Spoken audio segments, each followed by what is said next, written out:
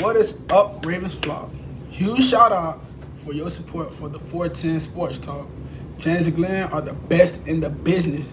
They're killing it right now. They love talking Raven talk. Make sure you go subscribe to their channel. Let's go Ravens. Big trust. Well, let's get into it, Glenn. Without any further ado, we're here to talk about the one, the only, Lamar Jackson. He's arrived and he's in town. Hallelujah. Hallelujah. Thank goodness. Yeah, absolutely. We're surprised, expected, right on time. Where you at? I don't know if it's expected. I'm a bit surprised. I mean, I'm not stunned. I'm not shocked, but I am a bit surprised that he's come this early. I mean, I'm thankful. I think it's a good thing because now that he's there, I think everyone else, I think, will be there. If I remember correctly, the list was already pretty substantial as to those who are there. Really, Odell Beckham might be the only big guy that is missing at this point because from what I was seeing, Bateman's there, Flowers is there. Seems like everybody's there. So, I mean, this is big because anytime your leaders are showing up to things that aren't mandatory, I think it just sets a good example for the rest of the team. I certainly think it's valuable for Lamar Jackson to be there with Todd Monken to continue to learn this new offense, to continue to learn the terminology and make it second nature. He's learning. Everything is going to be new this year. This isn't like if Roman was still here, obviously there'd be a different story. But this is all new team. I mean, all new coordinator. He's got to learn. He's got to learn it all. So yeah, I love that he's there. Now I will say this: let's pace ourselves. We don't want to be peaking in the summer, right? We want to be. Let's make sure we pace ourselves, not overwork anybody. I don't want to hear a swollen elbow. I don't want to see a sleeve on Lamar Jackson. I don't want to hear he's banging his elbow on helmets. Keep no one within 5 feet of Lamar Jackson. I don't want to have any opportunity for him to step on someone's foot and roll an ankle. Nobody. Did you see Aaron turned an ankle today? Exactly. They're calling it a calf strain, which always makes me nervous. It makes me think that Achilles injuries. Anytime I see a calf strain, I think Achilles every single time. So yeah, no one within 5 yards of Lamar Jackson. There should be coaches, whoever the underling coaches is, surrounding him with pads. Like, no way he should be anywhere near anyone. But yeah, I think it's a good thing that he's there. Yeah, absolutely. I mean, ultimately, it's a learning process for everyone in this offense. And we, like you said, we want to be gelling. We want to be ready to go. And right now is an opportunity to, if you feel fired up and ready to go, get out there and get some chemistry with your guys, get to know their tendencies and their preferences and things like that. So yeah, I'm looking forward to Lamar being out there. I want to dig into this topic a little further, kind of before we transition on to something else. What are your expectations? Realistic expectations. Like, I know Lamar said the 6,000 yards thing and things like that, but talk to me about what some of your expectations are for Lamar Jackson this year.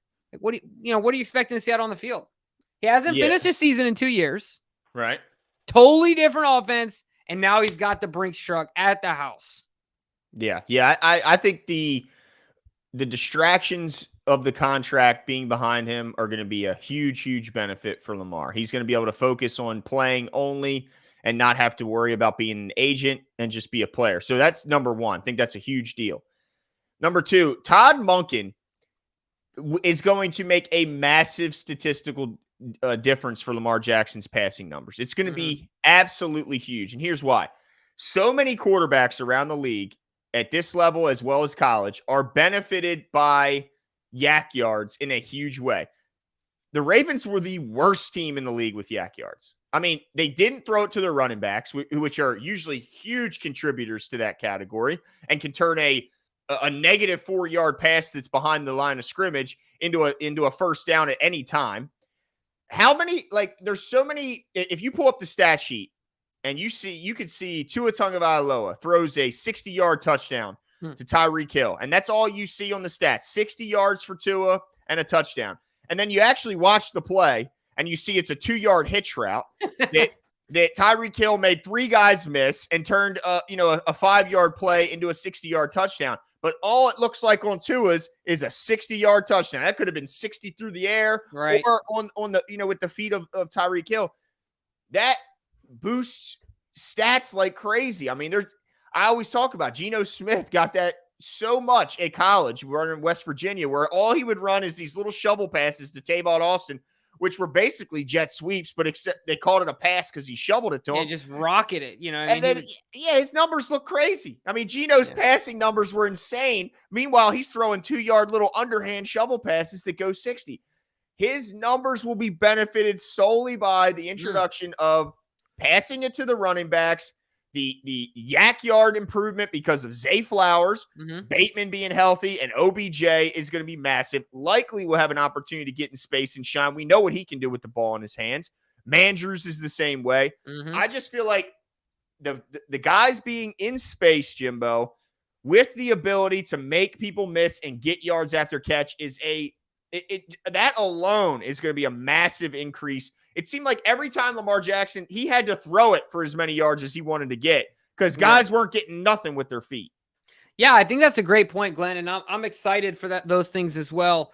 I think I agree with all those things, but I want to discuss some areas of I have a bit of trepidation, a bit of concern, and I don't know if they're valid or not. So I kind of want to talk through them with you. All right. There's a couple things I've been thinking about. One, so like we've seen Lamar in a pro style offense in college, and he ripped it up. Like Lamar Jackson was a cheat code in college that was beyond measure. It was stupid, right?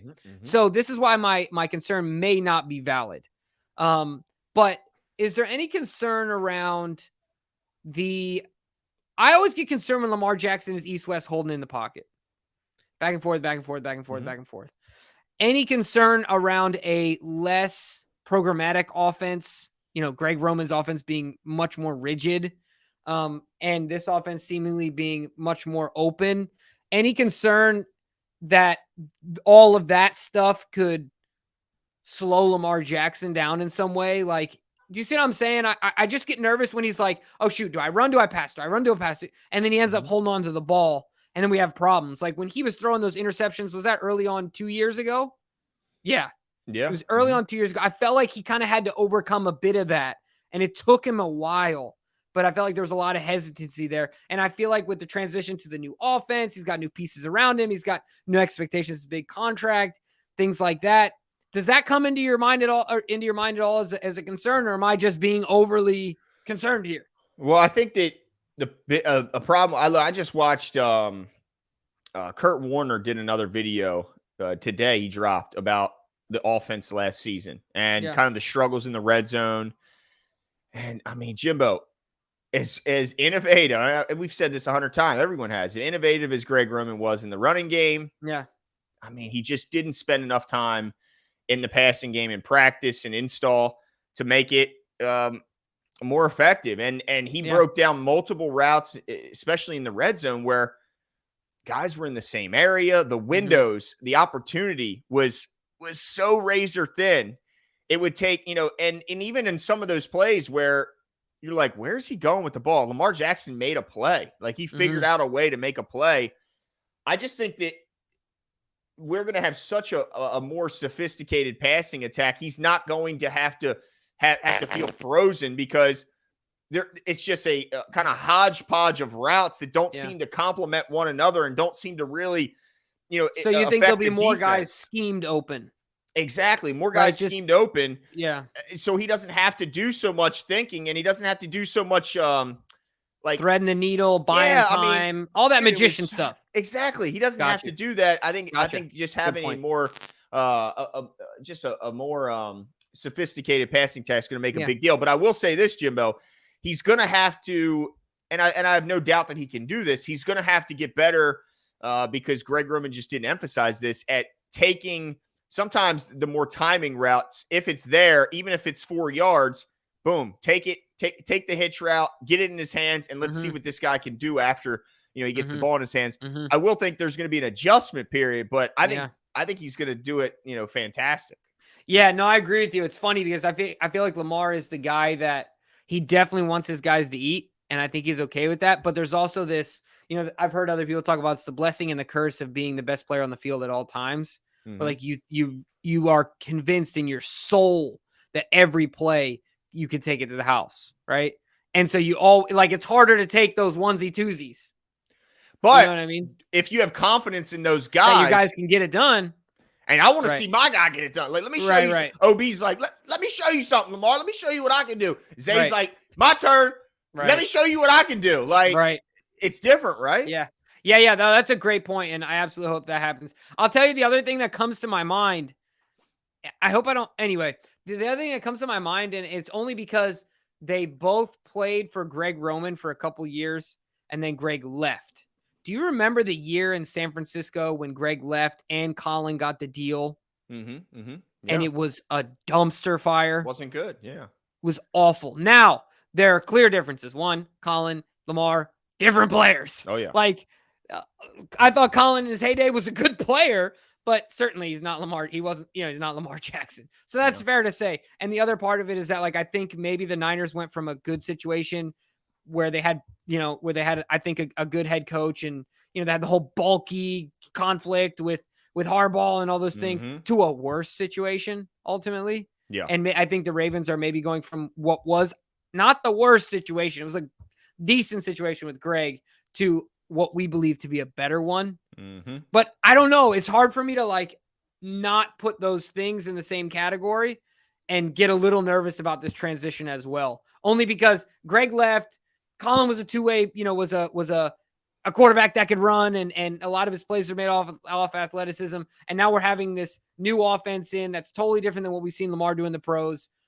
So part of that gets stuck in my head too.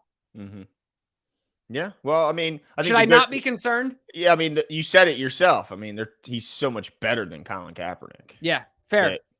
I mean, that alone makes it like, I'm not really worried, because I just think Colin may have been exposed where I don't think Lamar is going to have that issue. DK says maybe that's why Lamar's present at OTAs will be a big deal.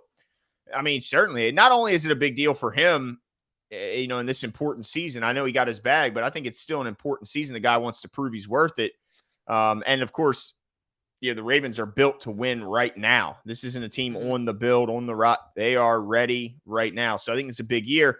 But also what it does is it gives nobody else an excuse to not be at OTAs. Like, if Lamar's there, I should be there. Yeah, you better be there. Yeah. Like, there's really no excuse for anyone on the offense to not be there now that he's there. And of course, on defense, those big time leaders have been there from day one. So I don't think there's an excuse for anyone, unless I guess there is some excuses out there in life that might come up. But sure, many.